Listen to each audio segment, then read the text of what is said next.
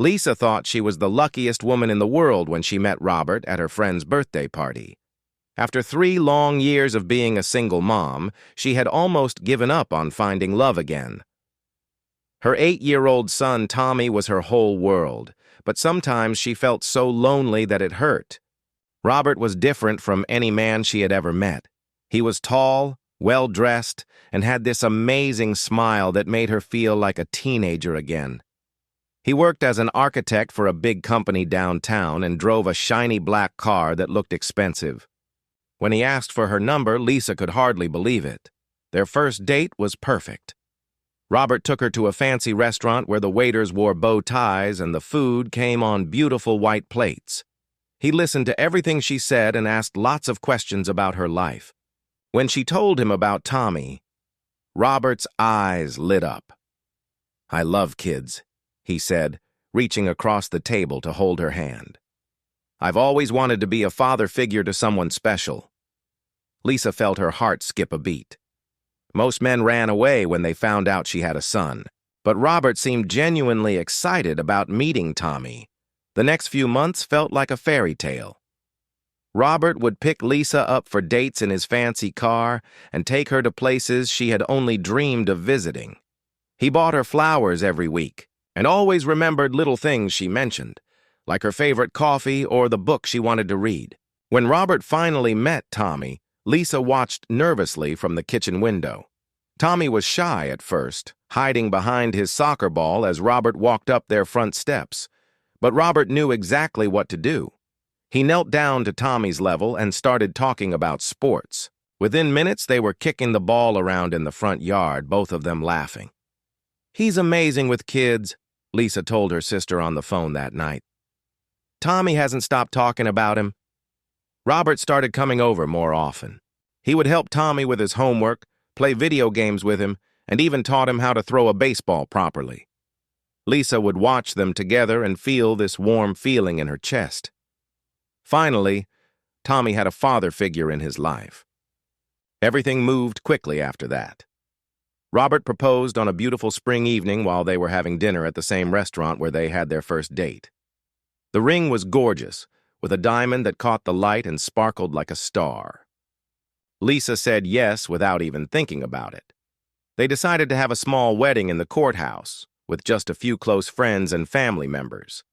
Tommy was so excited to be the ring bearer that he practiced walking down the aisle in their living room every day for a week. On the wedding day, he looked so handsome in his little black suit that Lisa almost cried. Robert moved into their house right after the honeymoon.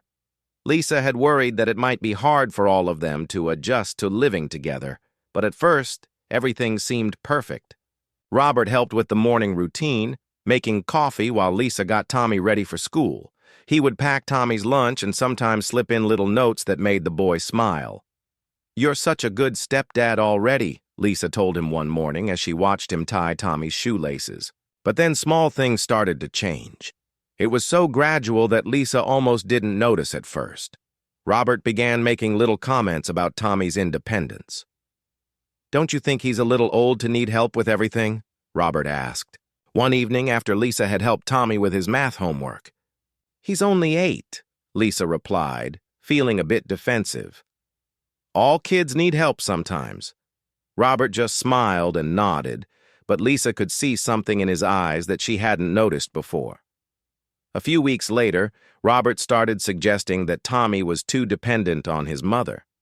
When Tommy scraped his knee while playing outside, he ran to Lisa for comfort like he always did. Robert watched them with a frown. "He needs to learn to handle things on his own," Robert said later that night.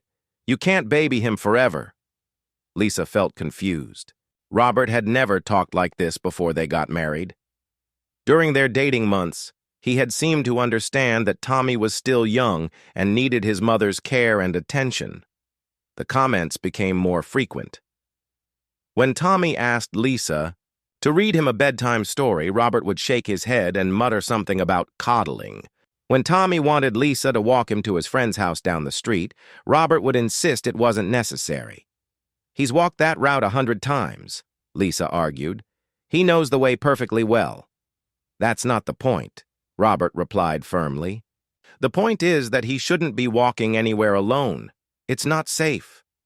This confused Lisa even more. Their neighborhood was quiet and safe.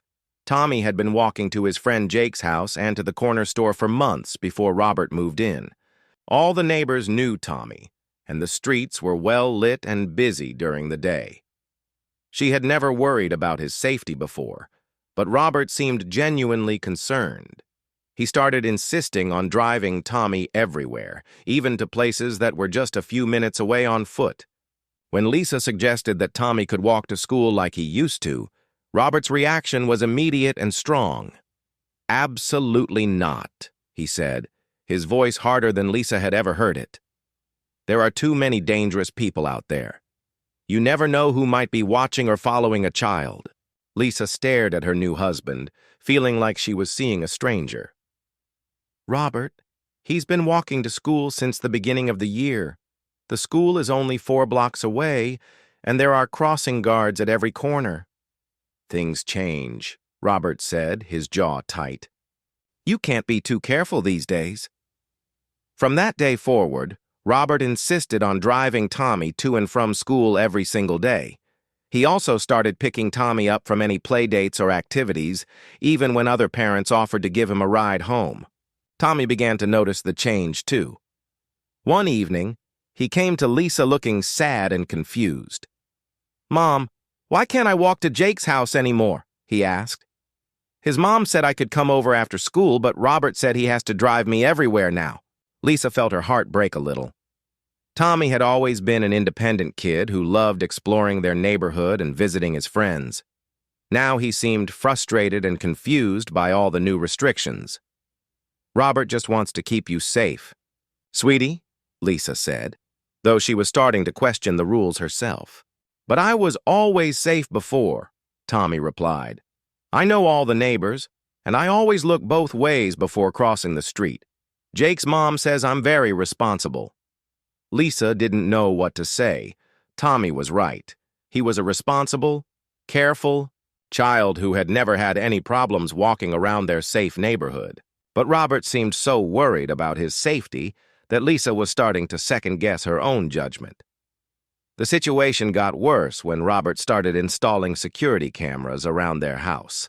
He said it was for protection, but Lisa noticed that most of the cameras were pointed at the front yard and the street, not at the doors and windows like typical security systems. "Why do we need so many cameras?" Lisa asked as Robert mounted another one near Tommy's bedroom window. "You can never be too careful," Robert replied, using his favorite phrase. "I want to make sure we know everything that's happening around our house." Lisa felt increasingly uncomfortable, but she didn't know how to express her concerns without starting an argument. Robert was her husband now, and she wanted their marriage to work. Maybe he really was just being protective. Maybe she had been too relaxed about safety before. But deep down, something felt wrong. The man she had fallen in love with had been kind, understanding, and supportive of her relationship with Tommy.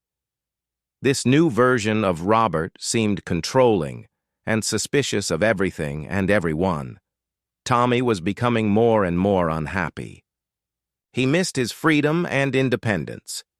He missed being able to walk to his friend's house or ride his bike to the playground. Most of all, he missed feeling like a normal kid instead of someone who needed constant supervision and protection. Lisa watched her son's smile fade a little more each day, and she knew she had to figure out what was really going on with her new husband. Something told her that Robert's obsession with Tommy's safety wasn't really about protection at all. Things got much worse over the next few weeks. Robert's behavior became more and more controlling, and Lisa started to feel like a prisoner in her own home. Every morning, Robert would check all the security cameras on his phone before leaving for work. He would study the footage from the night before, watching every person who walked past their house. "Did you see this man walking his dog at 11:30 last night?" Robert would ask, showing Lisa the grainy black and white video on his phone screen. "He stopped right in front of our house for almost 30 seconds. Lisa would look at the harmless-looking neighbor she recognized from down the street and wonder why Robert was so worried about everything. The man was probably just letting his dog sniff around the fire hydrant like dogs always do. Tommy was, becoming more and more unhappy with each passing day. At breakfast, he would ask if he could walk to school, and Robert would give him the same lecture about dangerous strangers and unsafe neighborhoods. Tommy's shoulders would slump, and he would eat his cereal in silence. "All my friends get to walk to school," Tommy said one morning, his voice small and sad. "Jake's little sister is only 6, and she gets to walk with the older kids. Why can't I?" Robert's face got red, and his voice became sharp. "Because I said so. Your mother and I know what's best for you, and we've decided that you need protection. There are bad people out there who target children, especially children who walk alone." Lisa felt her stomach twist. She had never agreed to these rules, but Robert always made it sound like they had made these decisions together. She wanted to speak up, but Robert's tone made her feel scared to disagree with him in front of Tommy. After Robert left for work, Tommy came to his mother with tears in his eyes. "Mom, I don't understand why everything changed," he said. "Before Robert moved in, you always said I was responsible and careful. You said you trusted me to be safe. Did I do something wrong?" Lisa's heart broke as she hugged her son. "No, sweetie. You didn't do anything wrong at all. You're still the same wonderful, responsible boy you always were." "Then why does Robert treat me like I'm a baby?" Tommy asked. "Yesterday, he wouldn't even let me go to the mailbox by myself. It's right at the end of our driveway." Lisa realized that Robert's rules were getting more extreme every day. First, it was no walking to school, then no walking to friends' houses. Now, Tommy couldn't even check the mail without supervision. She was starting to see that this wasn't really about safety at all. That afternoon, Lisa decided to test something. When Robert came home from work, she casually mentioned that Tommy wanted to ride his bike around their block. "Absolutely not," Robert said immediately. "He could get hit by a car or someone could grab him and pull him into their vehicle. You never know who's watching and waiting for the right moment. Robert, he's been riding his bike around our block since he was 6 years old," Lisa said, trying to keep her voice calm. "He knows all the neighbors, and he always stays on the sidewalk." Robert's eyes flashed with anger. "Are you questioning my judgment? Are you saying you don't care about your son's safety?" Lisa felt confused and guilty. Robert had a way of making her feel like she was being a bad mother whenever she disagreed with his rules. But deep down, she knew that keeping Tommy locked up like this wasn't normal or healthy. The next week, Robert installed even more cameras. Now there were cameras in the living room, the kitchen, and even one pointed at the backyard. He said he wanted to make sure Tommy was safe even when he was playing in their own yard. "This is getting ridiculous," Lisa told her sister during a phone call. "I feel like we're living in a prison. Tommy can't do anything without Robert watching him through those cameras." "That doesn't sound normal at all," her sister replied. "Have you talked to Robert about how this is affecting Tommy?" Lisa had tried to bring it up several times, but Robert always had the same response. He would tell her stories about children who had been kidnapped or hurt while their parents weren't watching. He would show her news articles on his phone about dangerous people in their city. He made her feel like she was being careless and irresponsible for wanting to give Tommy any freedom. One evening, Tommy came running into the house, excited about something that had happened at school. "Mom, there's this older kid who hangs out near the park by my school," Tommy said. "His name is Alex, and he's really nice. He helped me pick up my books when I dropped them today. He said he's seen me around the neighborhood." Robert, who had been reading his newspaper, suddenly looked up with an expression that scared Lisa. His face went completely white, and his hands started shaking. "What did you say?" Robert asked, his voice barely above a whisper. "I just said there's this kid named Alex who—" "Stay away from him," Robert interrupted, his voice now loud and harsh. "Do you understand me? You are never to talk to that boy again." Tommy looked shocked and confused. "But he was just being nice. He didn't do anything wrong." Robert stood up so quickly that his chair fell over. "I don't care if he seemed nice. Dangerous people always seem nice at first. That's how they trick children. Promise me you'll never talk to him again." Tommy nodded quickly, frightened by Robert's intense reaction. After Tommy went to his room, Lisa confronted her husband. "What was that about?" she asked. "You scared Tommy half to death." Robert was pacing around the living room, running his hands through his hair. He looked more worried than Lisa had ever seen him. "You don't understand," Robert said. "There are people out there who target children. They watch them, they learn their routines, and then they strike when the child is most vulnerable." "Robert, it sounds like this Alex kid was just being friendly," Lisa said. "Tommy said he helped him pick up his books. That seems like normal, helpful behavior." "That's exactly what they want you to think," Robert replied. "They start small, with little acts of kindness, to gain the child's trust. Before you know it, they're asking the child to keep secrets or meet them somewhere private." Lisa stared at her husband, feeling more confused than ever. Robert seemed genuinely terrified, but his fear seemed so extreme and unrealistic. She was starting to wonder if something had happened to Robert when he was a child that made him so paranoid about everyone and everything. Over the next few days, Robert's behavior became even more strange. He started asking Tommy detailed questions about every person he talked to at school. He wanted to know the names of every child Tommy played with, every teacher who spoke to him, and every adult who was near the playground during recess. "Did anyone offer you candy or gifts today?" Robert would ask during dinner. "Did any adults ask you personal questions about where you live or what time you go to school? Did anyone try to take your picture or ask you to go somewhere with them?" Tommy would answer no to all these questions, but Lisa could see that the constant interrogation was making her son nervous and anxious. Tommy started to seem afraid of talking to anyone new, worried that Robert would be angry with him. The breaking point came when Tommy asked if he could walk to the corner store to buy a pack of gum with his allowance money. It was something he had done hundreds of times before Robert moved in. The store was only 3 blocks away, and Tommy knew the route by heart. Robert's reaction was explosive. He started shouting about irresponsible parenting and dangerous neighborhoods. He said that letting Tommy walk to the store alone would be like sending him into a war zone. His voice got so loud that the neighbor's dog started barking. "If you let him do this, I'll call Child Protective Services myself," Robert yelled. "They need to know that you're putting your child in danger." Lisa felt her blood run cold. She had never seen Robert like this before. His face was red. His hands were shaking, and he looked almost crazy with fear and anger. "Robert, please calm down," Lisa said. "We can talk about this like adults." "There's nothing to talk about," Robert replied. "Either you care about Tommy's safety or you don't. Either you're a good mother or you're not." That night, after Robert had gone to bed, Lisa sat in her kitchen and cried. She realized that her marriage was turning into a nightmare, and her son was the one paying the price. Tommy was becoming a scared, anxious child who was afraid of the world around him. She knew something was very wrong with Robert, but she had no idea what it was or how to fix it.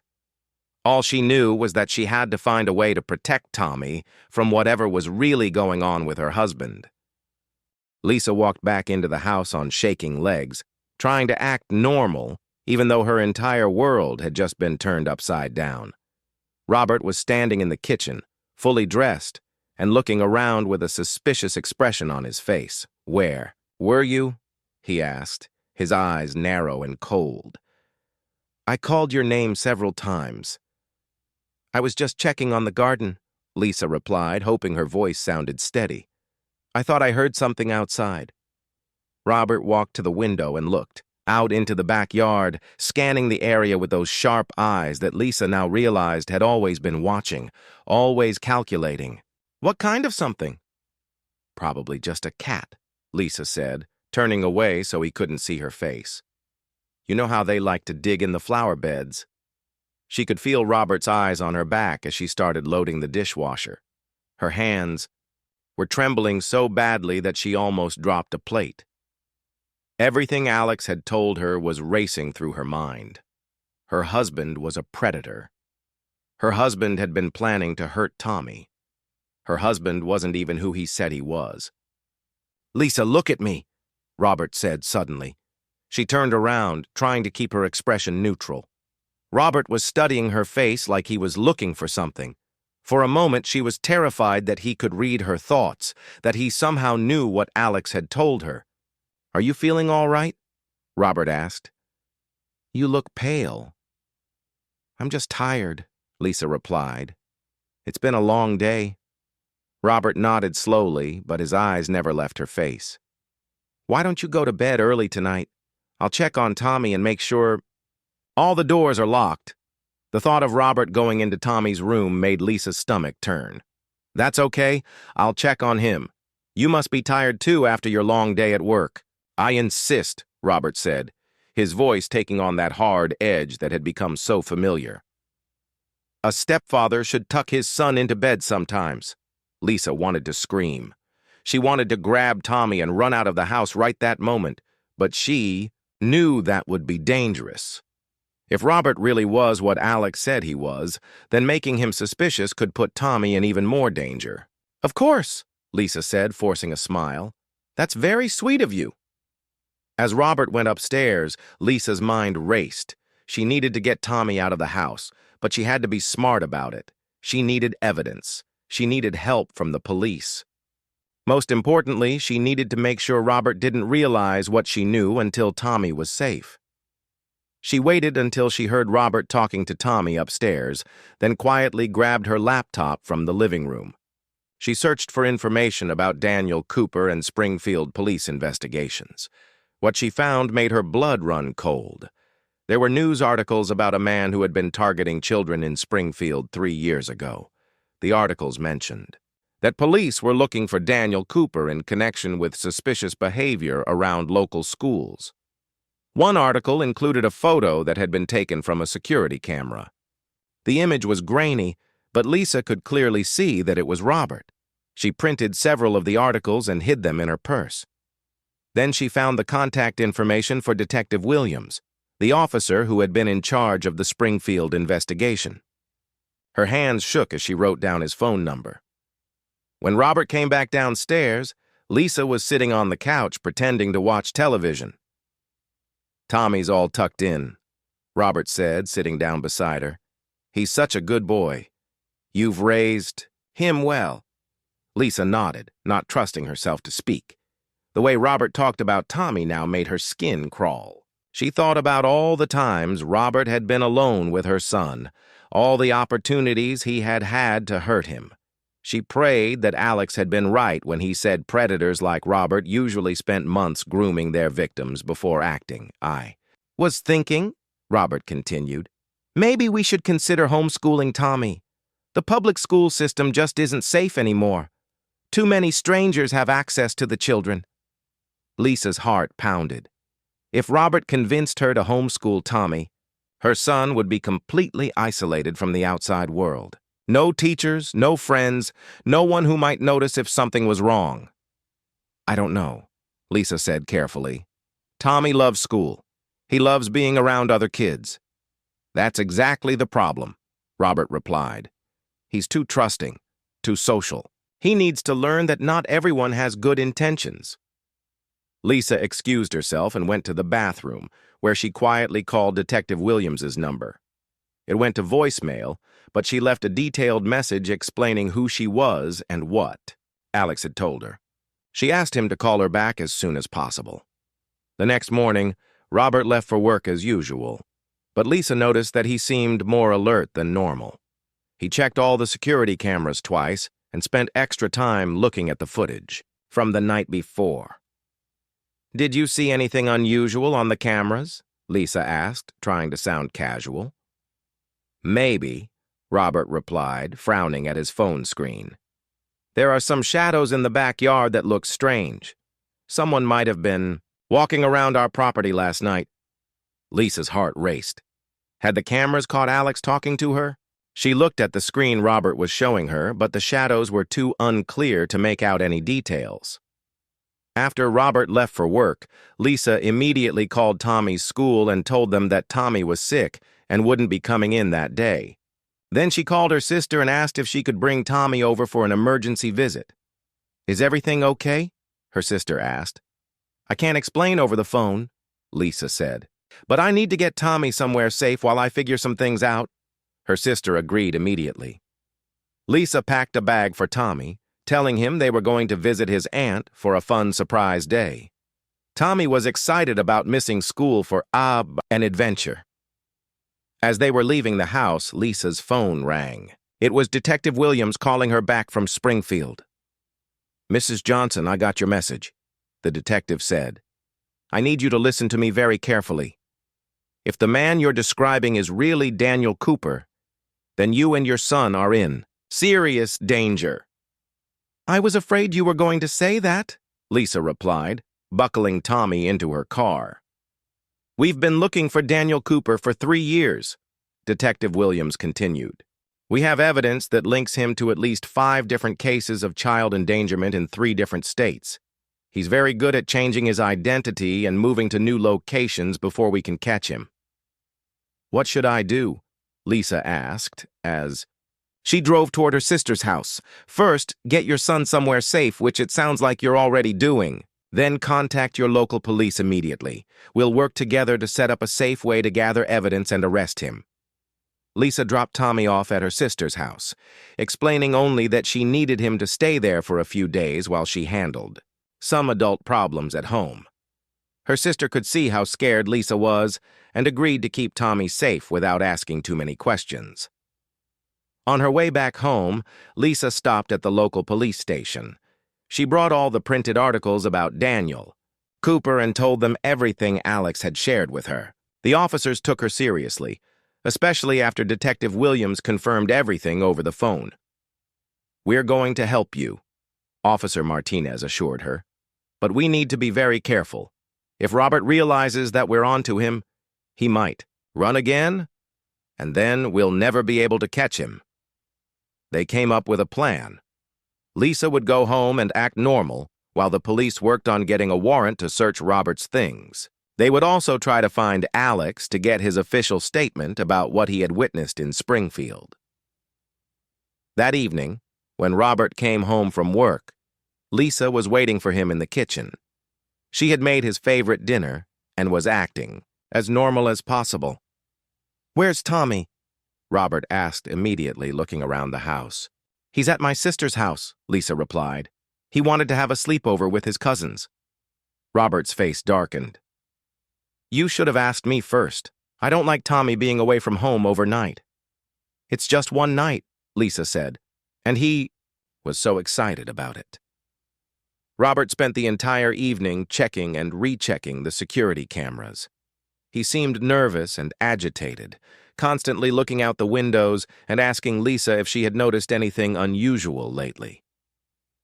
Late that night, Lisa lay in bed pretending to sleep while Robert tossed and turned beside her. She knew that tomorrow the police would arrest him, and this nightmare would finally be over. Tommy would be safe, and Robert would never be able to hurt another child again. As the sun came up, Lisa heard police sirens in the distance getting closer and closer to their house. Robert was finally going to face justice for all the children he had terrified and traumatized. The truth had set them free.